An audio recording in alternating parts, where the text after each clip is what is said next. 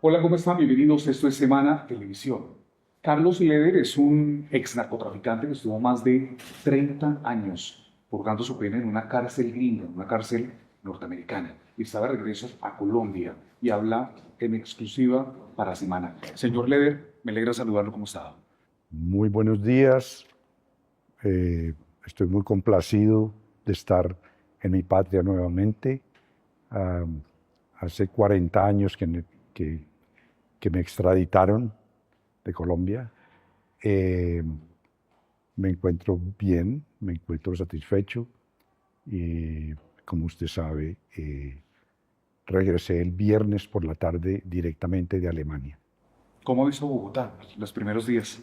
Eh, Estoy pues muy admirado del crecimiento, eh, sobre todo la expansión y la modernización de una capital que es un lujo para Sudamérica. ¿Cómo fue el incidente que tuvo en el aeropuerto El Dorado de Bogotá cuando aterrizó? Permítame desde el principio de ese episodio Sí. manifestarle que antes de yo viajar a Bogotá, estando en Alemania, yo conseguí a través de los abogados con la fiscalía, bajo una solicitud, conseguí una solicitud de que yo no tenía ningún cargo pendiente en Colombia, ¿sí? Ni ninguna vinculación a delito alguno. Ya tenía ese documento. Lo otro fue que visité el consulado colombiano en Frankfurt, que es un lujo de consulado, sumamente atentos, receptivos, muy profesionales. Y allí yo anteriormente había obtenido mi pasaporte y mi cédula, eh, que la recibí recientemente. Consulté acerca de si yo tenía algo pendiente en Colombia. Entonces, como conclusión, yo entendí de que sí tenía algo como una alarma, pero no un caso, porque el caso que figura allí ocurrió en el año 1985, hace 40 años, un caso de cocaína y unas armas. Entonces, bajo todas las luces jurídicas, ya había expirado su validez. Sí. Pero lo que me encontré aquí al llegar a Bogotá fue que tenían la alarma. Y lógico, por la alarma, pues abren un proceso para ver de qué se trata la alarma. Pero hoy no tiene ningún proceso. Absolutamente ninguno. El proceso, la jueza,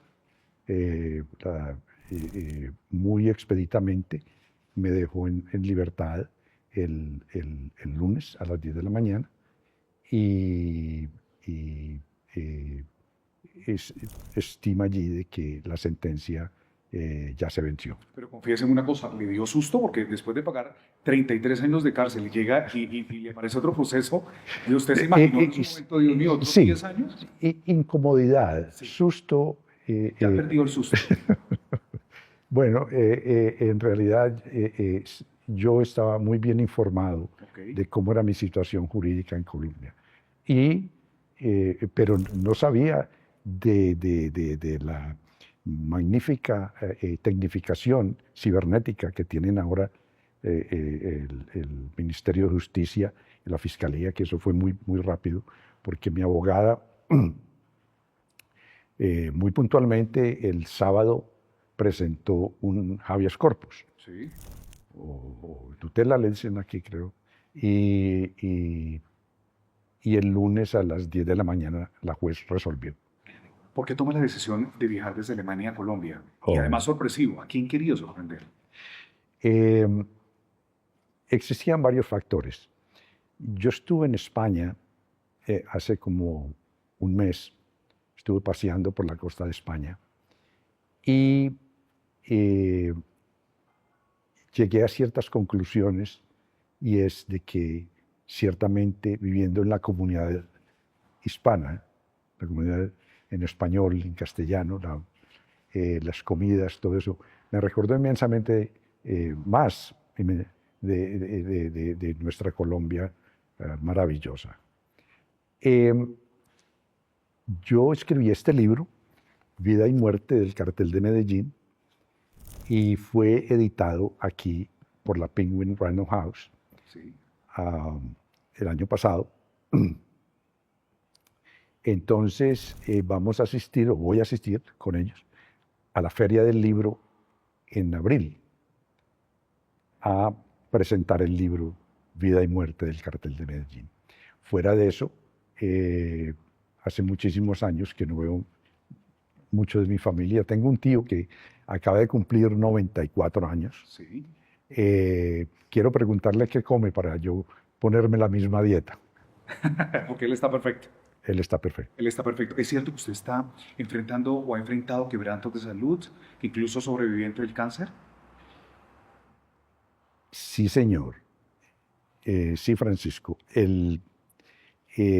Yo hace ya como 8 años tuve cáncer de próstata. Okay. Y afortunadamente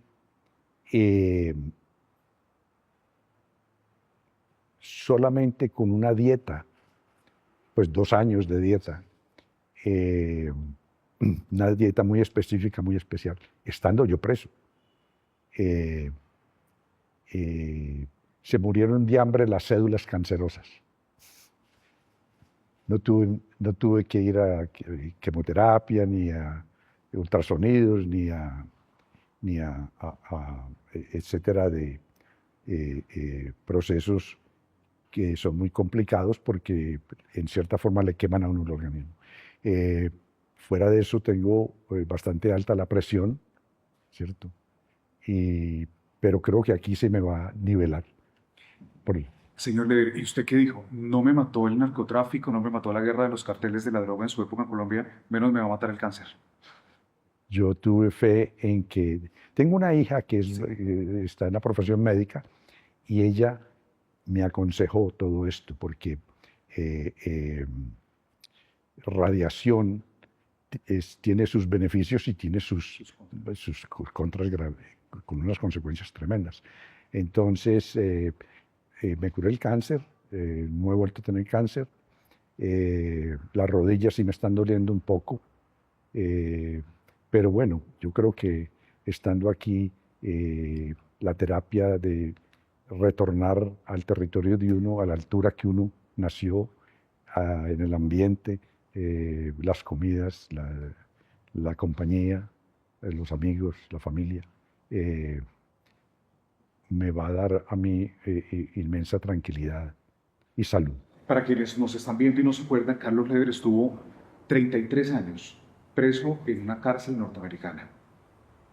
¿Cómo le ha ido con el sol? Porque usted durante 33 años no veía el sol como una persona normal, según me cuentan. Pues, me trasladaron a varias prisiones. Sí. Allá el sistema es que le trasladan a uno cada 5 años más o menos, le trasladan por cualquier razón que ellos tengan. Entonces, en algunas prisiones tuve un poco de acceso al aire libre, esparcimiento, y en otras no. Pero logré sobrevivir esos 33 años, día por día, de prisión. Yo recibí una sentencia de, primeramente, y ya me preguntarás sobre ello, de cadena perpetua más 135 años. Después me la rebajaron. Sí. Cuando le dicen cadena perpetua, ¿usted qué piensa?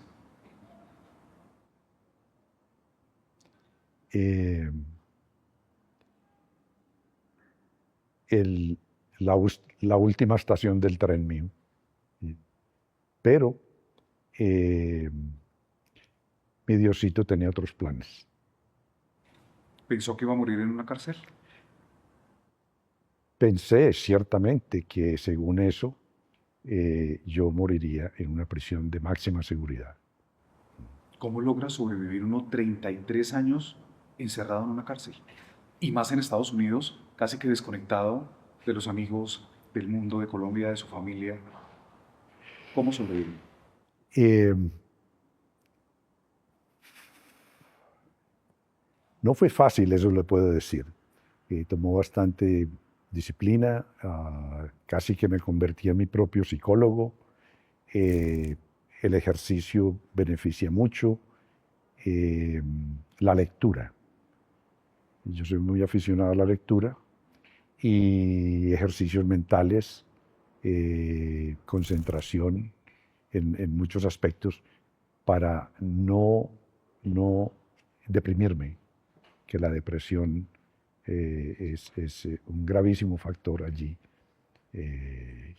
La cárcel no es ningún jardín de rosas. Por eso escribí el libro, ¿sí? Para que mi deseo es de que un mínimo de colombianos cometan este error que yo cometí y no vayan a parar por la mitad de su vida en una prisión. Señor Ledesma, hubo seguramente muchísimos momentos difíciles en esos 33 años. ¿Cuál es que se acuerde que usted me diga, Francisco, esos fueron los momentos más duros? Existieron varias etapas. Pues, obvio, el momento más duro para un colombiano es el día que lo montan en un avión y lo despachan para otro país extranjero. Ese es el primer hecho traumático de que quedas totalmente desamparado de todo y tu familia queda aquí huérfana. Yo tengo 5 hijos. El menor tenía 1 año cuando me extraditaron. Entonces, eso fue uno de los, ese es el primer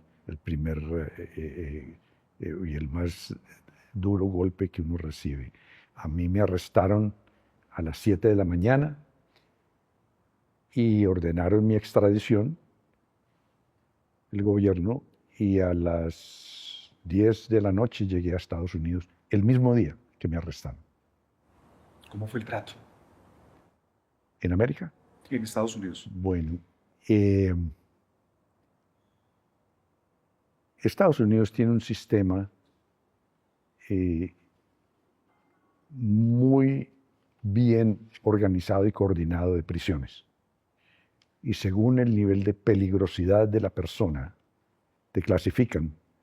Entonces, desde el momento que llegué, a mí como colombiano, miembro del cartel de Medellín, inmediatamente, antes del juicio, me pusieron en una penitenciaría de máxima seguridad, encerrado las 24 horas del día, para siempre. Entonces, ese es el tratamiento que se me dio por 4 años. Estaba yo en la prisión. Tanto que el alcaide o guardián pasaba todos los viernes con su séquito de ayudantes. Me decía, oiga, Leder, no se preocupe por esa celda tan chiquita que ya estamos construyendo Marion Penitentiary, la penitenciaría de Marion, que tiene las celdas son el doble de grandes, pero sí queda como 4 pisos bajo tierra. Dios mío. Me decía su señor eso y yo quedaba pues más preocupado. Eso le manifiesto de la prisión. Los primeros 4 años. Los primeros 4 años, que fueron seguramente los más complicados. No, pues los más difíciles. Sí. ¿Quién lo visitaba? ¿Alguien lo visitó durante ese tiempo? No permitían visitas, no permitían visitas.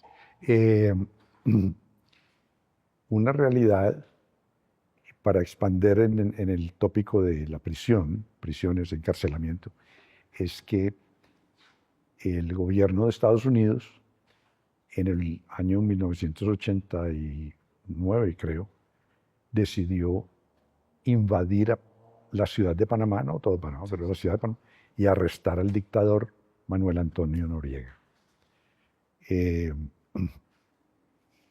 El dictador Noriega tenía un pliego de cargos criminales de conspiración junto con el cartel de Medellín por tráfico de cocaína.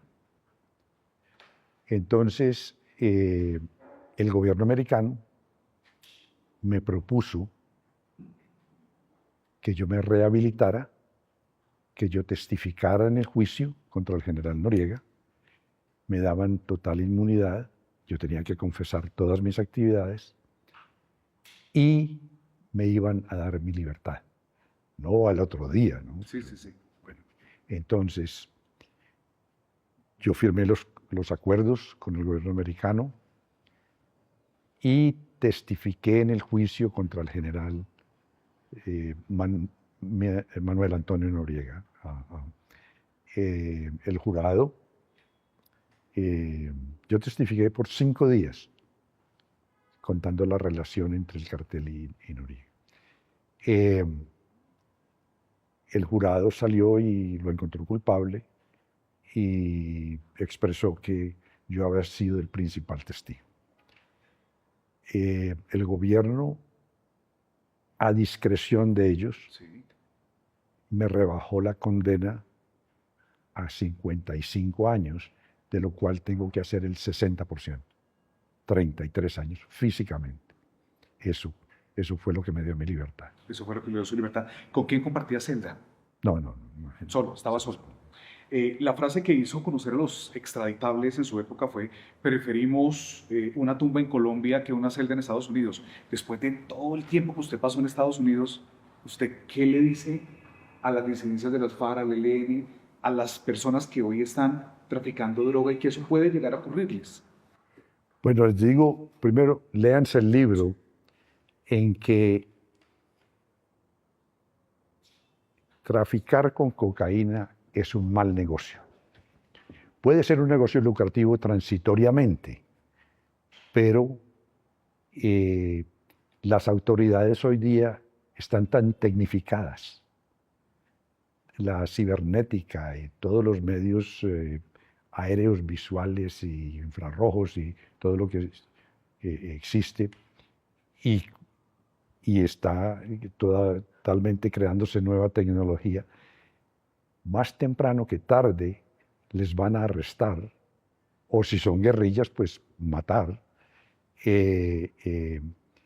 Entonces, puedes tener toda la plata del mundo, pero uno muerto, ¿de qué le sirve? O haciendo cadena perpetua bueno, en Colombia no sé si hay cadena perpetua, pero haciendo, pues, gastándose el resto de la vida en una prisión. Yo he expresado en mi libro en el libro Vida y Muerte del Cartel de Medellín, de que yo cometí el error de escoger la profesión equivocada, traficante de cocaína. Y están a tiempo, antes de terminar en una cárcel norteamericana. Exactamente. Sí, obvio de que yo en Colombia no voy a participar en ningún hecho político, ni promover políticas, ni meterme o inmiscuirme en política. Yo estoy muy retirado de todo eso. He decidido, ¿no?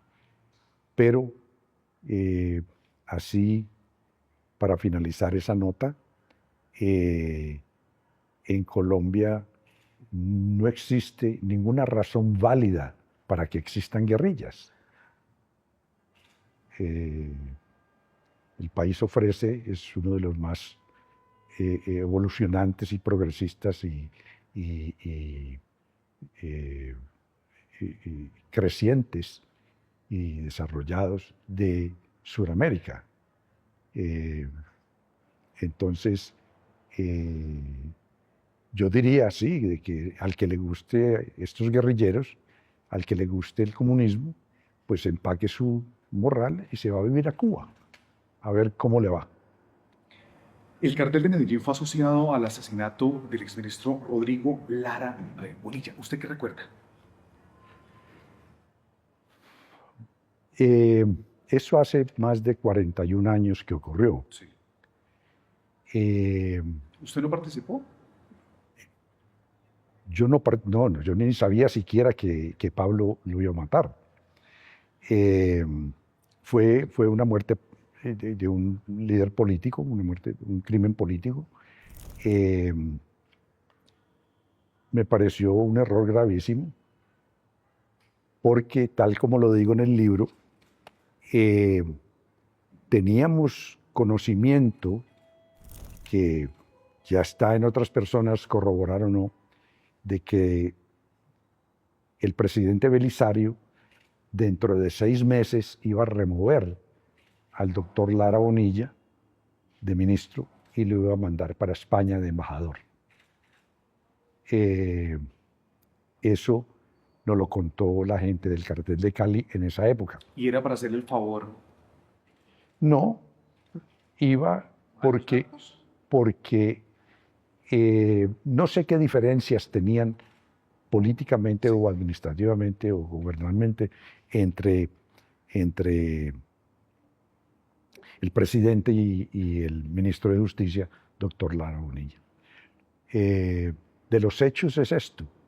Yo ya estaba clandestino porque Lara Bonilla ya había ordenado mi arresto por extradición. Entonces yo me fui a vivir a la finca Los Llanos, una hacienda.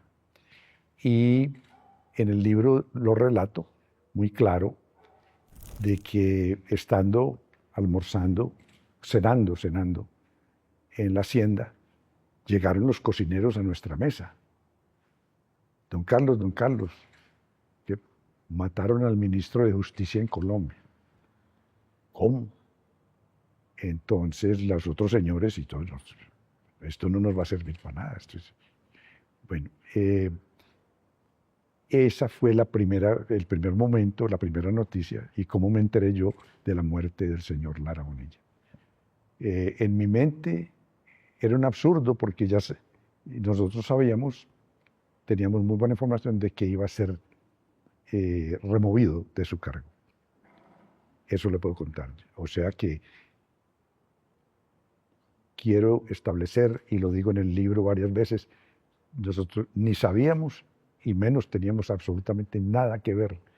Digo nosotros, pues Jorge Ochoa y mi persona, Alonso Cárdenas no sabía, pues nadie sabía. Eso fue una cuestión estrictamente de Pablo Escobar y su combo de pistoleros, y él fue el autor de ese asesinato. Aparentemente después, años después, él confesó y etcétera sobre eso, pero yo no tengo absolutamente nada que ver con la muerte del doctor Lara Bonilla. ¿Y usted le reclamó a Pablo Escobar por lo que había hecho con Lara Bonilla? Yo le reclamé porque el día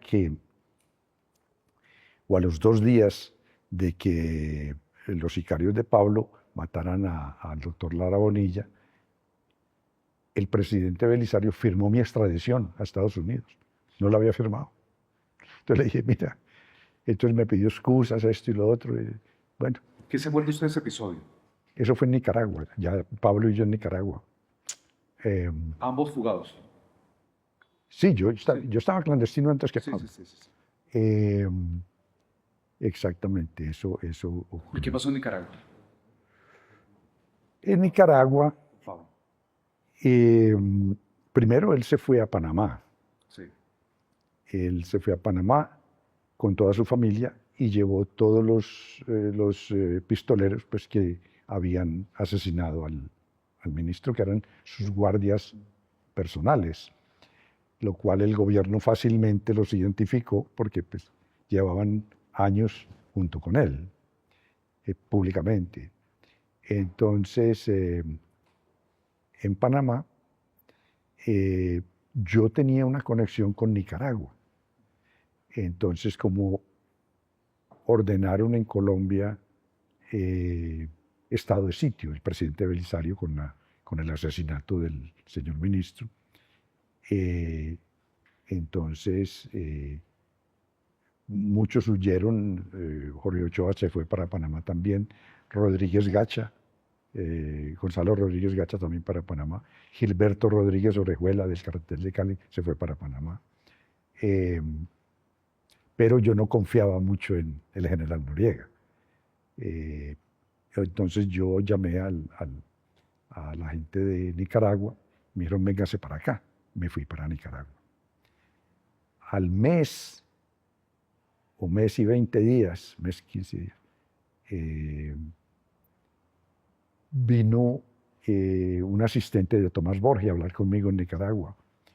Me dijo, ¿usted tiene algún problema con Pablo Escobar? Le dije, no, él está muy cómodo en Panamá. Me dijo, no, él ya está aquí. Entonces, fueron y me llevaron y me reuní con Pablo. ¿Y cómo fue ese encuentro cuando usted le reclama por el asesinato de Rodrigo Lara Bonilla? Bueno, Pablo no era alguien de que uno simplemente le iba a reclamar algo. Sí. Pablo sí se convirtió eventualmente, y yo desde Estados Unidos leía la noticia, en un monstruo, terrorista, etcétera, que causó un desastre imperdonable en Colombia, contra el gobierno y contra la sociedad.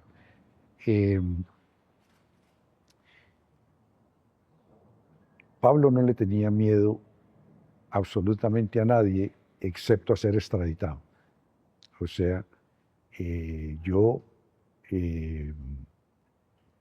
casi discretamente le pregunté, bueno, ¿y por qué no me avisó? Al menos, pues, mire, voy a hacer esto. Me dijo, no, lamento mucho, eso fue un arrebato que yo tuve, porque entonces él llamó a su gente, llamó al Chopo, y según él, llamó al Chopo, a la Yuca, a varios, y les prometió una casa a cada uno si iban a Bogotá y mataban al ministro. Ese asesinato es muy distinto a los asesinatos políticos en otras partes del mundo, que son sumamente sofisticados, con francotiradores que no pueden ser detectados, bombas, eso. No, fueron y lo asesinaron como si fuera un ciudadano común y corriente. Pero, y el señor no estaba protegido, el señor, el doctor Lara Bonilla. Pues no llevaba ni carro blindado siquiera.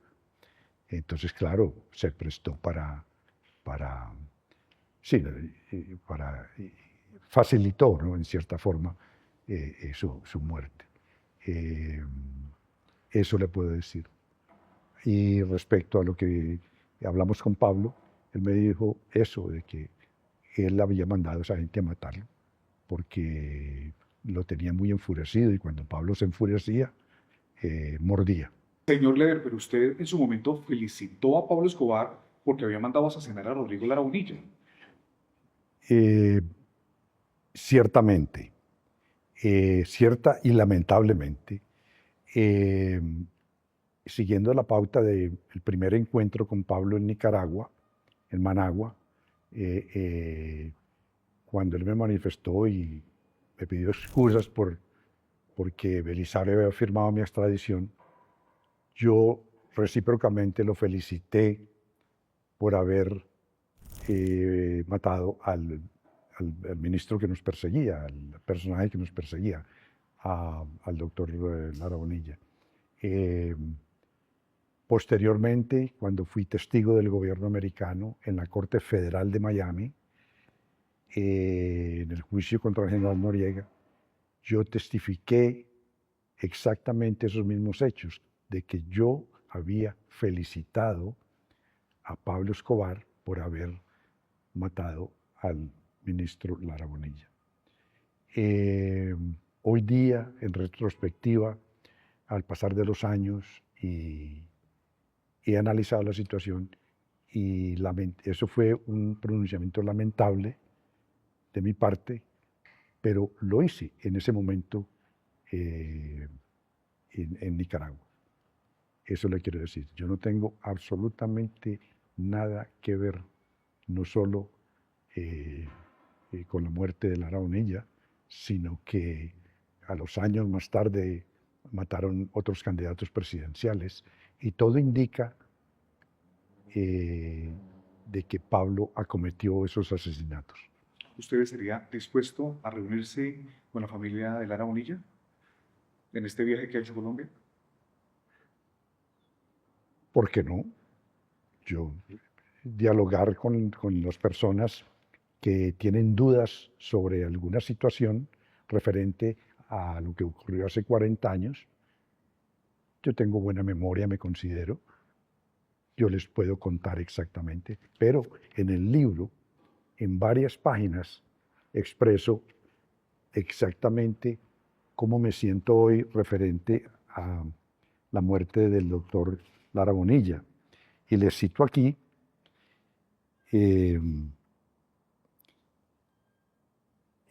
hoy en día, habiendo recorrido un importante trecho de mi propio camino espiritual en el marco de la cristianidad, puedo decir con tranquilidad que rechazo y lamentaré siempre las acciones sanguinarias y bárbaras de Escobar, comenzando por el asesinato de Lara Bonilla. Rodrigo Lara Restrepo, el hijo de Rodrigo Lara Bonilla, ha pedido a la justicia colombiana que lo investiguen a usted por el homicidio de Rodrigo Lara Bonilla. ¿Usted qué opina? Pues y yo opino que él es un hijo que quiere mucho a su padre, aunque prácticamente no lo conoció, pero yo no conozco al señor que me menciona. Yo sí fui enterado, y por los medios de comunicación, que hace varios años él pidió a la fiscalía que se me vinculara al proceso, pero el señor era el senador. Todo lo que el señor hijo de Lara Bonilla haga por investigar la muerte de su padre, tiene todo el derecho de hacerlo, excepto que el actor intelectual y material de la muerte del señor ministro de Justicia lo ha establecido la justicia colombiana y la norteamericana, fue Pablo Escobar Gaviria. Listo. Entonces, debo decir de que ojalá el señor Bonilla, el que pidió que se me investigara, el hijo, no cometa el error de estigmatizarme ni de perseguirme política o calumniosamente. Todo en pro de echarle fuegos artificiales a su persona, para promover su persona o autovictiminarse por razones políticas o lo que sea. Es un absurdo jurídicamente lo que él ha tratado de hacer. Ahora, él sí pidió a la fiscalía hace varios años, porque me enteré, de que se me vinculara al proceso de Lara Bonilla, de la muerte de él hace 42 años o algo así. La fiscalía, a mi entender, y la información que tengo, a los 3, 4 meses respondió y dijo que no había razones para investigarme a mí sobre ese caso. Es decir, usted no descarta que Rodrigo Lara Restrepo, que es el hijo, pues pretenda hacer política en este momento cuando usted ha llegado a Colombia, volviendo a desempolvar un tema y tratando de vincularlo a ustedes. Bueno, usted ha reiterado que Pablo sí, fue el que lo asesinó. Fue el que lo asesinó. Y que se lea el libro, le recomiendo a ese señor, que se lea el libro para que vea mi posición al respecto. Una cosa muy clara es eso, de que yo no quiero inmiscuirme en Colombia en política para absolutamente nada. Pero al este señor continuar instigando, calumniándome, pidiendo que se me persiga jurídicamente por la nube política que él pueda tener, o social, o lo que sea, puede presentar o puede crear el hecho, o por lo menos la sospecha, de que él lo está haciendo es para su beneficio y engrandecimiento personal, para engrandecer su persona y su nombre. Usted dice que no participó en ningún hecho contra ningún candidato presidencial de la época. No, en el libro soy muy específico y Pablo Escobar, tan asesino como era, tan violento como era, tan valiente como era, tan atrevido, tan peligroso, eh, nunca atacó al gobierno de Colombia, ni nunca asesinó un político colombiano, hasta que el señor Lara Bonilla comenzó a perseguirlo para extraditarlo. Una multitud de circunstancias, entre comillas, enloquecieron o como dicen, le sacaron la piedra a esta fiera que era Escobar y lo mandó matar.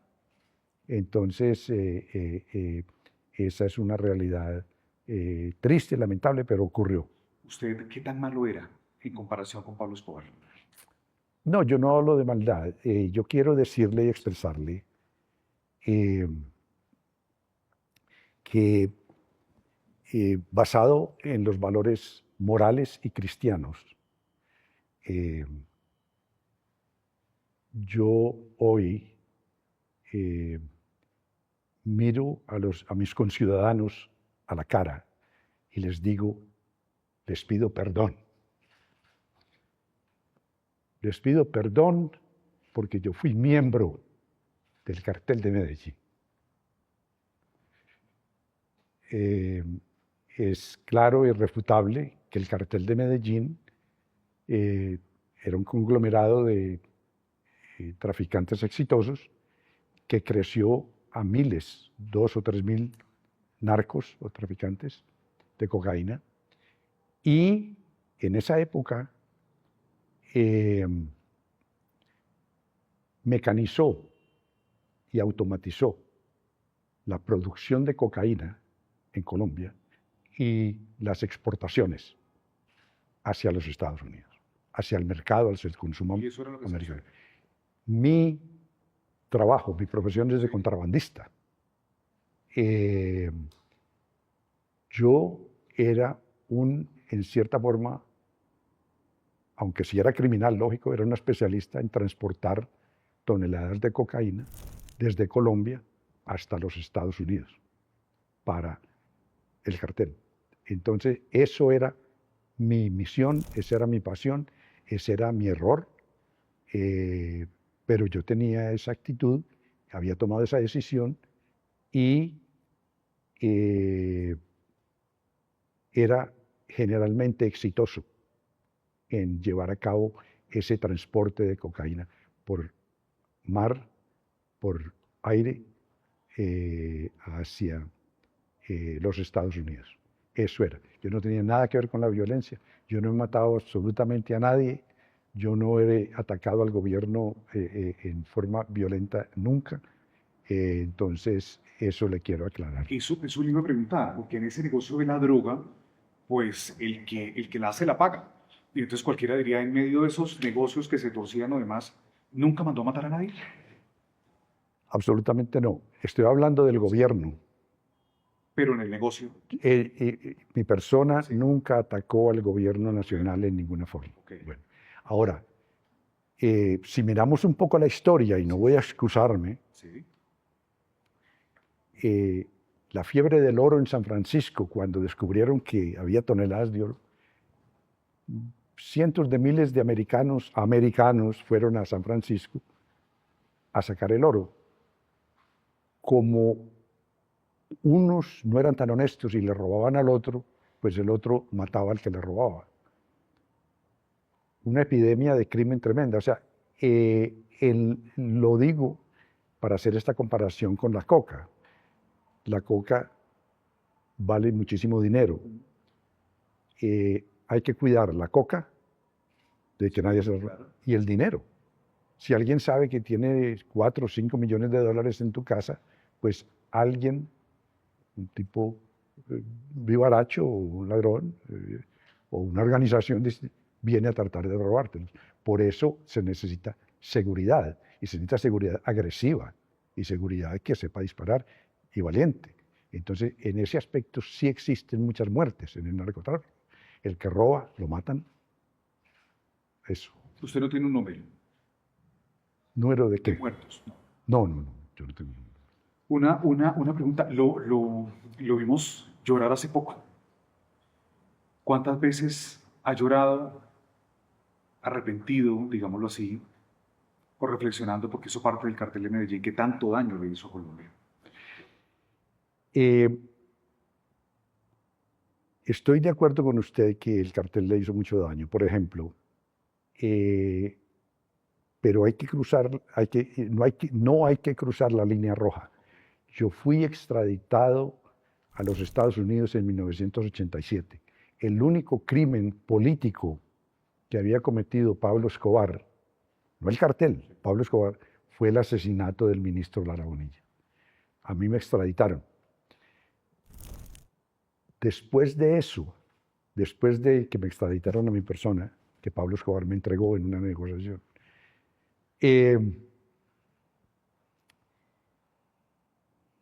Pablo Escobar eventualmente lanzó una guerra contra el Estado colombiano, en que mató, bueno, no sé cuántos miles de personas. Pablo Escobar, en 1986, nos mató casi a todos los del cartel. Pero por eso yo escribí el libro, para explicar cosas que si la gente está tan curiosa por investigar el cartel, léanse el libro y aprenden de que en el 86 Pablo Escobar asesinó a Alonso Cárdenas, que era del cartel, de los líderes, asesinó a Rodrigo Murillo, a Pablo Correa y asesinó a Rafico. 4, del cartel éramos más o menos 9 o 10 de los jefes, y él los asesinó. Y a mí encontró mejor negocio entregándome que asesinándome. ¿Por qué? Si podía matarlo. Yo no sé. Pues podía tratar de matarlo. Podía tratar de matarlo. Entonces, le comento eso. La línea roja que yo le hablo, que hay que trazar, definitivamente es lo que Pablo Escobar, no el cartel, Pablo Escobar, ya la organización de Pablo Escobar, la organización criminal, hizo después de 1987 para adelante, cuando le declaró él la guerra al Estado colombiano y mató procuradores y jueces y policías y bueno, el DAS, bueno, mató miles de personas. Hacía mucho rato yo estaba en Estados Unidos preso. Si Pablo no se hubiera enloquecido como dice usted y matando a todo el mundo, ¿qué cree que hubiera pasado?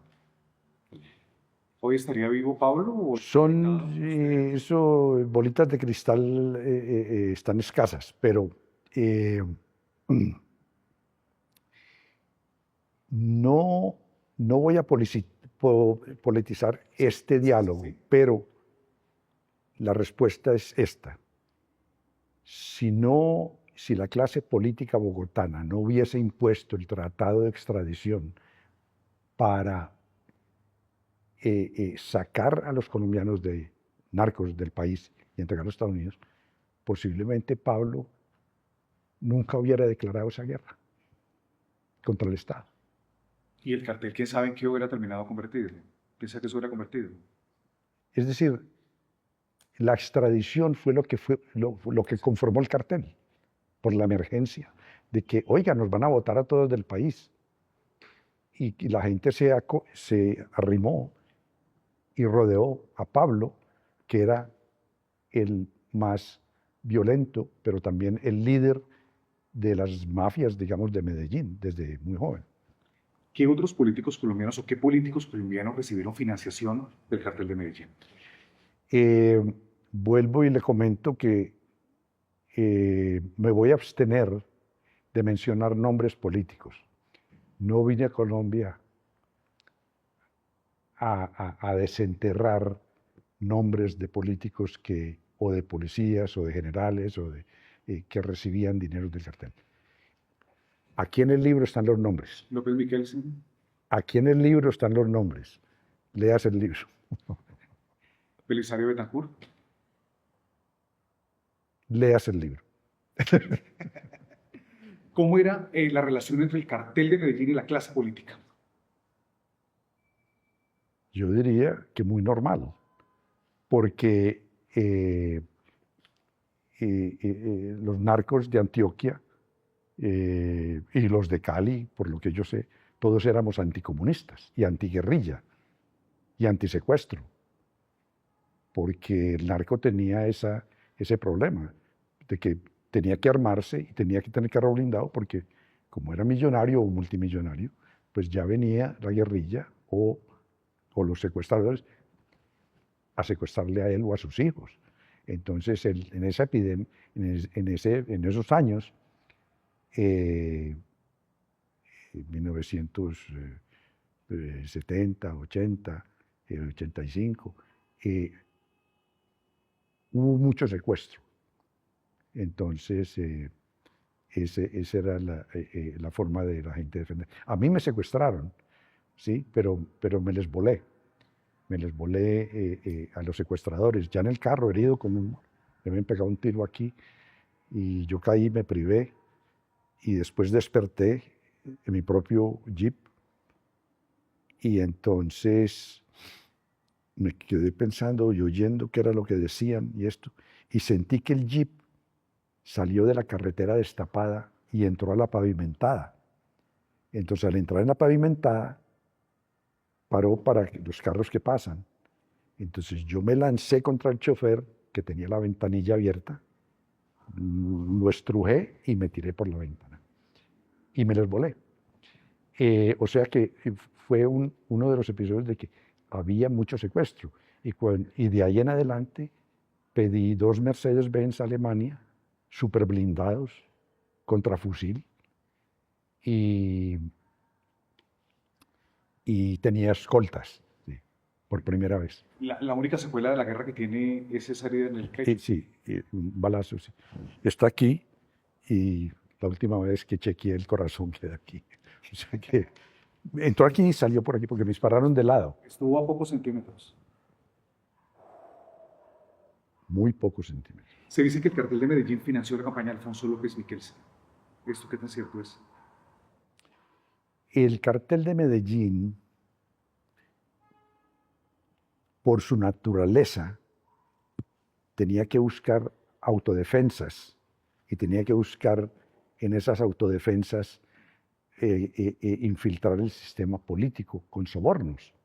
Entonces pagaba a los políticos, contribuía a sus campañas, pagaba policía, pagaba los que recibieran dinero en la función administrativa. Entonces, yo creo que eso es el modus operandi de una organización criminal: pagar a la policía, al gobierno, a las autoridades que lo pueden investigar, para que se abstengan de molestarlos. Y en el caso de López Miquelsen no ocurrió. Las donaciones de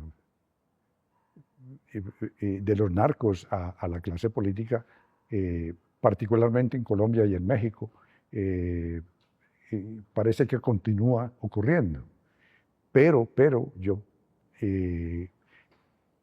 aunque no debía ser, pero yo prefiero ver a un narco contribuyendo al sistema democrático político que dándole plata a la guerrilla comunista. Yo prefiero ver un narco contribuyendo al sistema democrático con una contribución política, no a cambio de favores, sino simplemente el aporte que muchos ciudadanos dan a sus políticos, ¿sí? Prefiero ver eso a ver funcionarios de embajadas de izquierda o derecha entregarles sobornos a políticos colombianos. Pero ambas cosas son delito. Exactamente, pero cuando la gran prensa dice que funcionarios extranjeros están contribuyendo ilegalmente a las campañas políticas, poco se menciona. ¿Qué piensa de la financiación del cartel de Cali, Ernesto Samper? No, yo no estaba en Colombia cuando eso, no sé. ¿También financiaron a Belisario Betancur? ¿Perdón? ¿Belisario Betancur también lo financiaron ustedes? Vuelvo y le digo, yo no quiero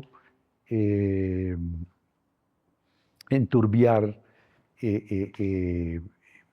mis pronunciamientos, porque en realidad lo que yo hice al escribir el libro es buscar una concordia entre los rehabilitados. Yo no voy a hablar de los que están continuando haciendo crímenes, pero el rehabilitado en Colombia,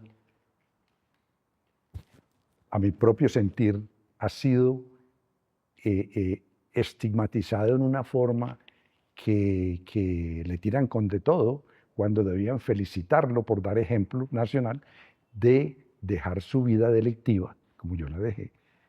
Yo salí en libertad hace 5 años y yo no he cometido ningún delito ni lo voy a cometer. Entonces, escuchar cuando uno llega a Colombia a alguien que dice, oh, métalo a la cárcel, investíguelo por lo que sea. Un momentico, yo testifiqué, como le manifesté ante las Cortes de Estados Unidos, y el gobierno de Estados Unidos me concedió perdón y rebaja, me perdonó mis delitos y me dio una rebaja como testigo federal rehabilitado. Y resulta que uno llega aquí y la gente dice, oh, persígalo. Un momentico. Yo acepté, me arrepentí, contribuí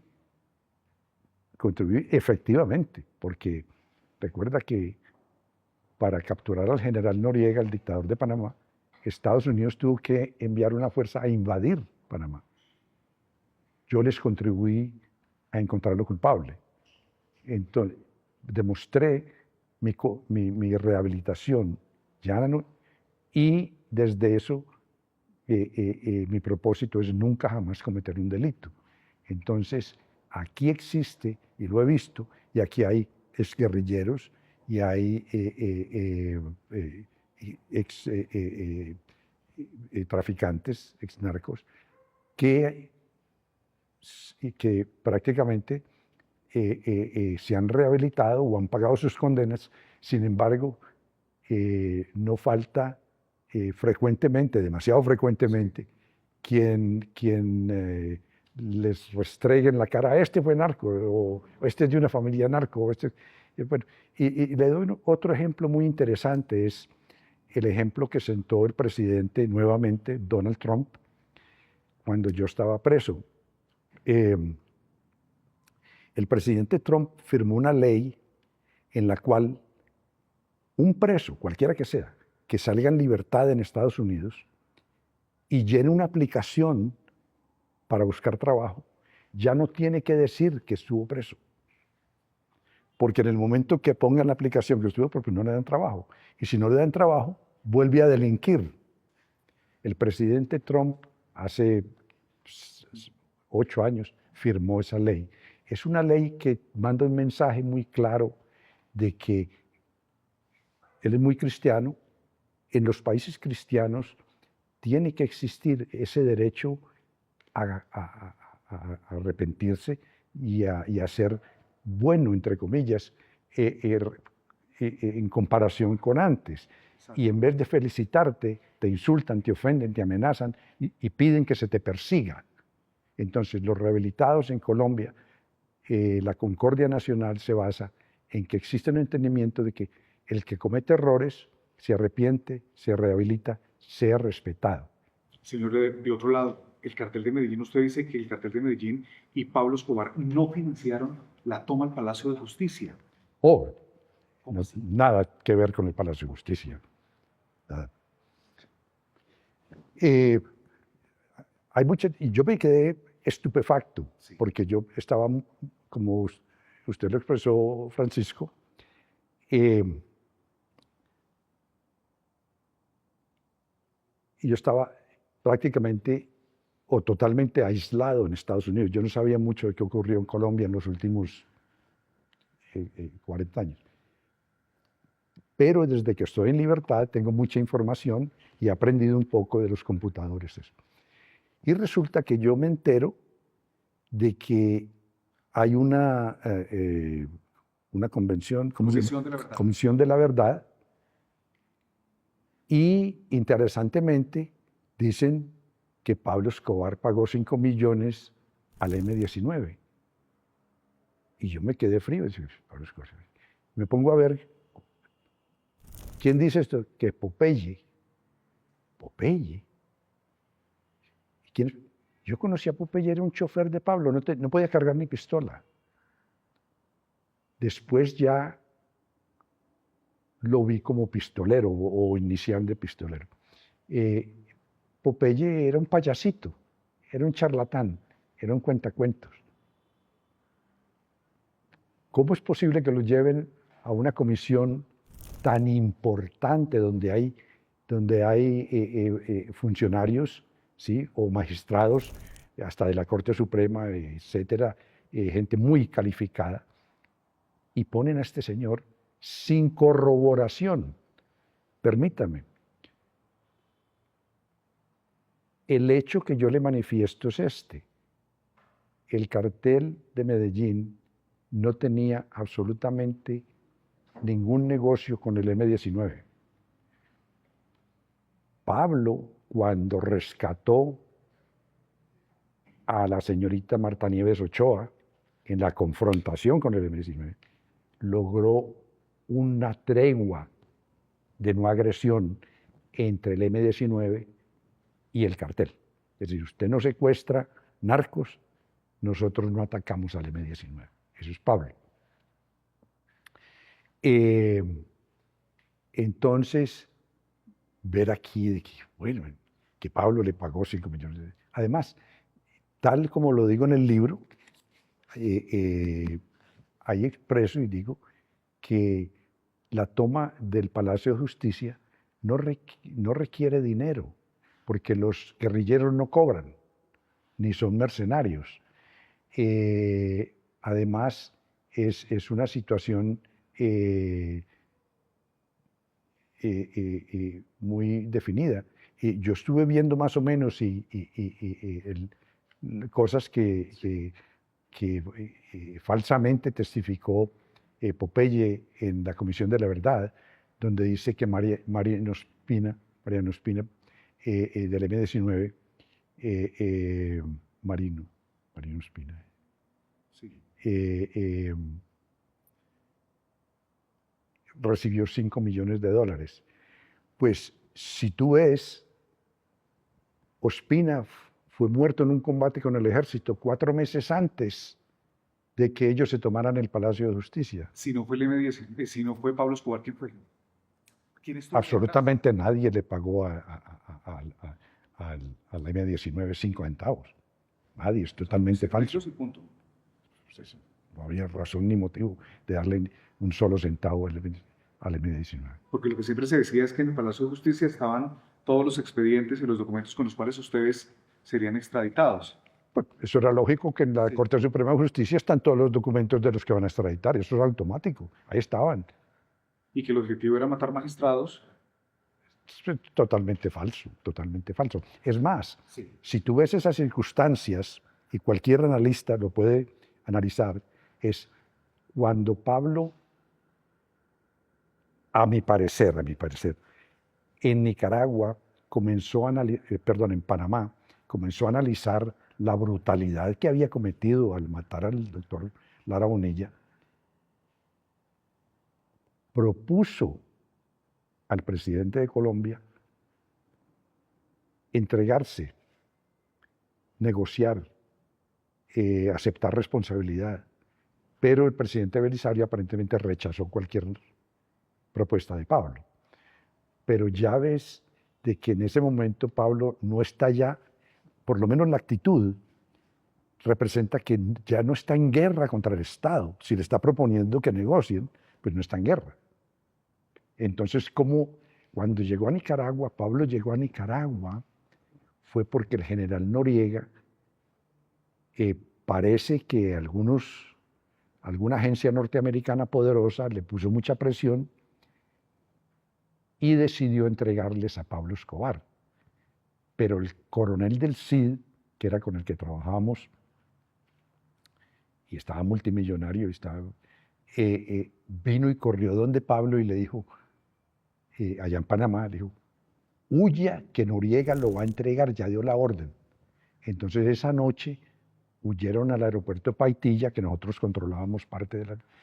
Y en un avión de Rodríguez Gacha, del mexicano, volaron a Nicaragua, pero casi los entrega. Eso fue de las primeras cosas que me dijo Pablo. Casi me entrega Noriega. Noriega es un traidor, ta, ta, ta, ta, ta, ta. Y eso le quiero decir de que... Perdón, para cerrar este capítulo del Palacio de Justicia, o sea, conclusión, la Comisión de la Verdad se erró, se equivocó, al confirmar que detrás de la toma del Palacio de Justicia estaba... No será la primera vez que una comisión se forma para encubrir, no para descubrir, especialmente en un país que está en conflicto con la guerrilla. Entonces, denigrar y contra los carteles de la droga, denigrar, ensuciar, comprometer pública y políticamente a la guerrilla y al M-19 y al cartel o los carteles. Era la misión. O, me atrevo a decir, posiblemente también exculpatoriamente se beneficiaban el estamento militar o los comandos militares que atacaron y terminaron participando en cierta forma en la causa, la muerte de estos magistrados de la Corte Suprema. Señor Leder, usted tiene más secretos sobre la historia del narcotráfico en Colombia y estaría dispuesto a apuntárselas a las autoridades de este país. Yo, mi experiencia ha sido de que diciendo lo más importante que ocurrió con el cartel de Medellín ante la Corte de la Florida en el juicio del general Noriega, yo testifiqué por 5 días consecutivamente.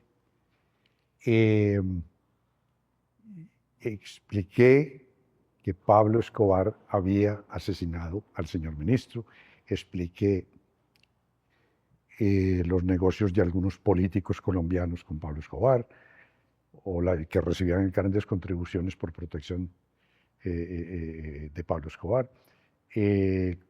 Confesé y dije de que el general Noriega, exactamente cómo era todo el tejemaneje de la cocaína que llevaba a Panamá, cómo se le pagaba a Noriega, cómo se transportaba a Estados Unidos y a México. Absolutamente todo eso lo dije. Entonces, eso me valió mi libertad, mi credibilidad, mi integridad, mi seriedad en el sentido de que dar los hechos y las verdades reales, no especulaciones ni cuentos, eso. Y yo fui protagonista de muchos de esos hechos en el sentido de que yo estaba encargado de mover la cocaína. Entonces, yo tenía todo el conocimiento sobre los negocios con Noriega y con especialmente con los que yo trabajaba, que eran en Panamá no había ejército, había policía nacional. Entonces yo trabajaba con ellos. Y dentro de esos políticos, ¿quiénes están de los que mencionó Estados Unidos? Vuelvo y le manifiesto. Sí.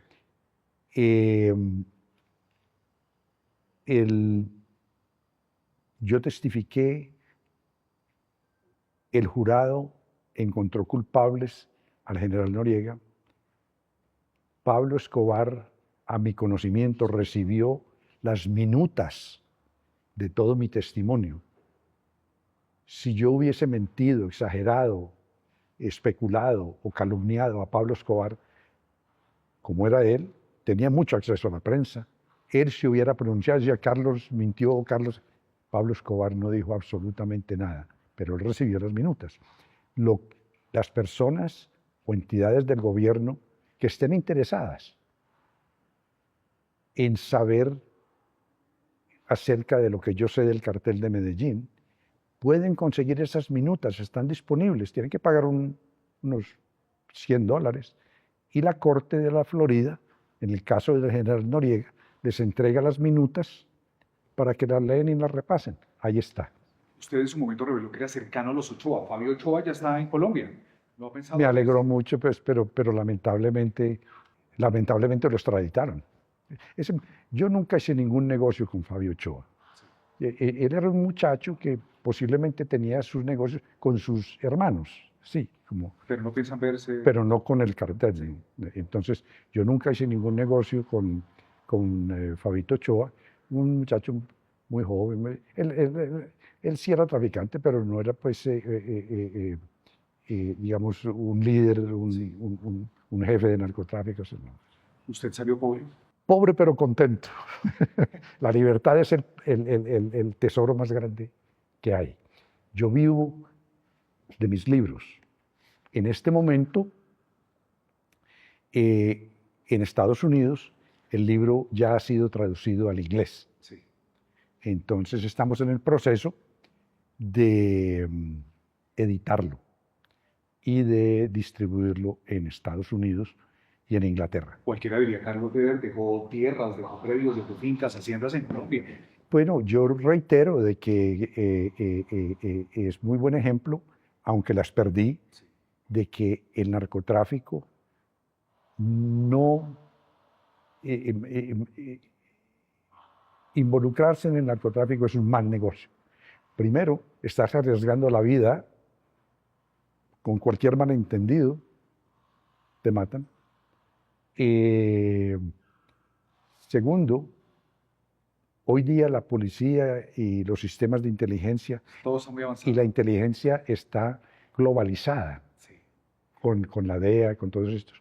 Y, y no hay forma digamos, no hay forma de contrarrestar ese crecimiento, ese avance tecnológico de las agencias de inteligencia y la Policía Nacional de Colombia y el Departamento de Narcóticos, etc. ¿Cuánta plata llegó a tener en sus manos?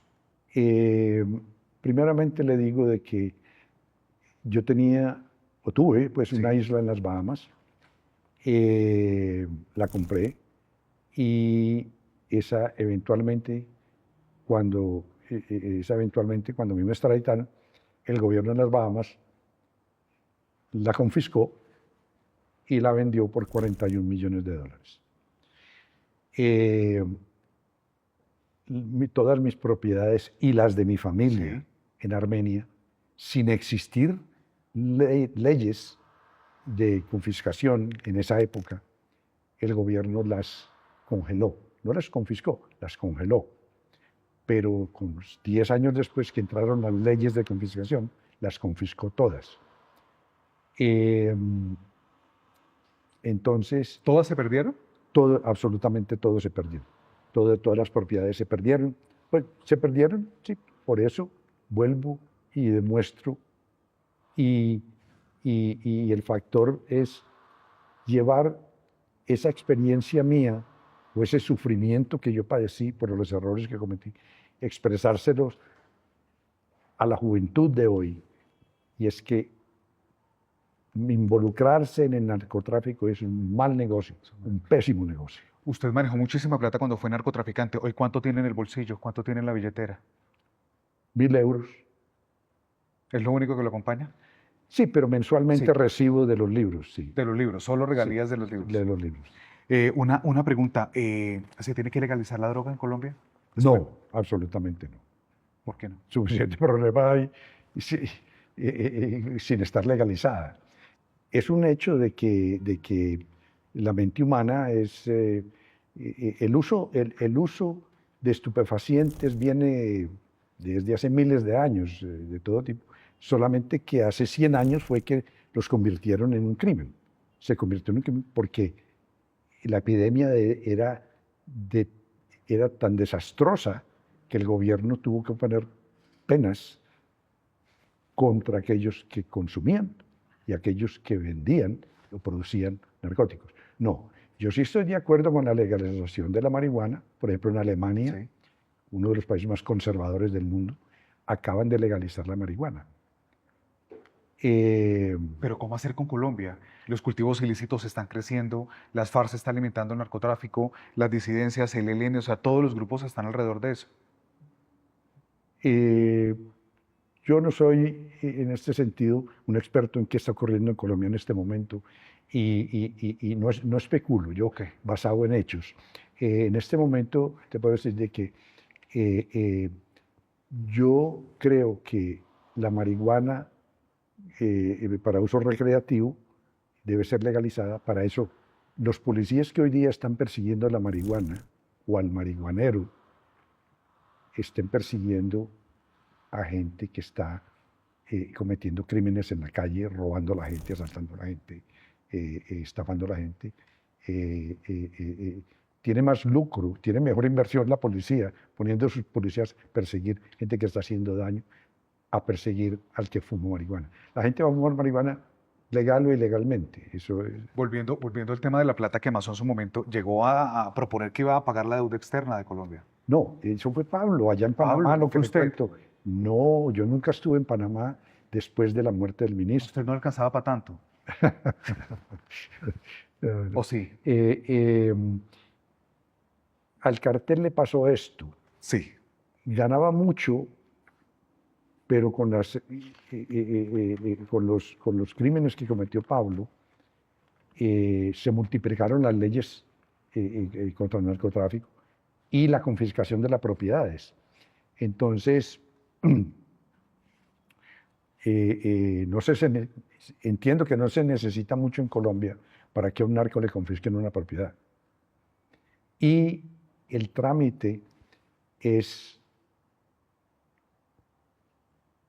en lo que yo he visto en algunos casos, como en el caso que tenemos en Medellín un fiscal o una fiscal que inclusive la metieron a la cárcel, es de que le confiscaron a un señor como 40 millones de dólares en propiedades, que porque el señor tenía negocios conmigo.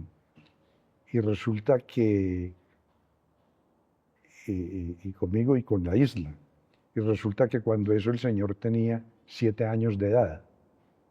Entonces, a los 7 años de edad, es un caso extraordinariamente, pero demuestra que hay malicia detrás de eso. Cualquier fiscal, que son abogados, dice, pues un niño de 7 años no va a estar haciendo negocios de narcotráfico con Carlos Leder.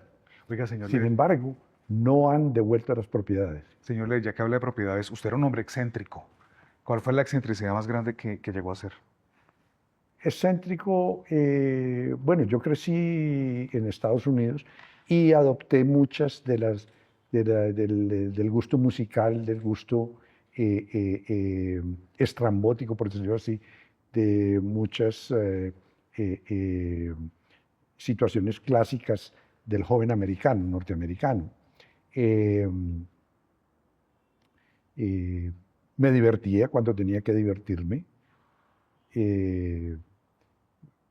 Paseaba, tenía acceso a sitios muy cómodos, tenía acceso a mucho dinero y a gozar el tiempo libre. Pero yo era un dedicado, total y apasionado en la misión que tenía, que era contrabandear cocaína a Estados Unidos. Esa era mi obsesión, me perfeccioné en ello. Y me volví muy exitoso y por eso Pablo Escobar, Rodríguez Gacha, Jorge Ochoa, toda esa gente confiaba en mí 100% para que yo le transportara. Ahora que está en Colombia, además del lanzamiento de su libro que va a ser en la Feria del Libro en Bogotá, ¿no le gustaría recorrer los pasos, como ir a todos esos sitios donde usted tenía predios, el eje cafetero y demás, a ver qué pasó? ¿O ya es una historia que usted quiere borrar de su vida, dejar a un lado? Colombia es un país precioso y privilegiado. Aquí, por la mañana, no tenemos que abrir una carpa y mirar a un desierto donde no hay agua ni absolutamente nada, sino camellos. O tampoco tenemos que abrir una ventana y ver los campos llenos de nieve, donde se congela uno si sale a caminar. Aquí Colombia es un jardín de rosas y de café. Y entonces pienso ir a San Andrés, a la Sierra Nevada, voy a ir a La Guajira, a Leticia. Leticia me gusta mucho, ese río Amazonas es muy imponente. Y Armenia, donde crecí. Pero en particular yo no voy a reclamarle nada al gobierno de mis predios. Sí, yo los tuve y ellos los confiscaron y tenían razón. Yo era un narco grande y compré eso con dinero del narcotráfico. ¿Y hoy anda tranquilo en Colombia? Pues acabo de llegar. ¿No teme por su vida o los enemigos que de pronto pudo haber tenido ya están muertos? Porque han Eh, pasado casi 40 años. el hombre colombiano es un hombre intrépido, innovativo. La nueva generación no está inclinada hacia el crimen, sino está inclinada hacia la cibernética, a educarse altamente. Hay cantidad de gente bilingüe. El colombiano se ha internacionalizado mucho, ha sido muy creativo. Yo creo que la gente no está con la mentalidad de que hay que hacerle daño a Carlos Leder. Yo tengo indudablemente ya casi 80 años. Eh, eh, eh, yo soy inofensivo, pero no soy pendejo. Es decir, si yo entiendo de que alguien me quiere hacer daño, pues yo tomaré las medidas necesarias. Usted habla en su libro de algunos amores y demás. ¿Hoy está solo? Mi vida privada, en eso soy como joven, novato. Hace 5 años que resucité. Llegué a este planeta luz y estaba en el planeta oscuro, ¿Y cómo vive en Alemania? regio, Vuelve para allá en 3 meses. en 3 meses, 90 días. Perfecto, señor Leder, muchísimas gracias.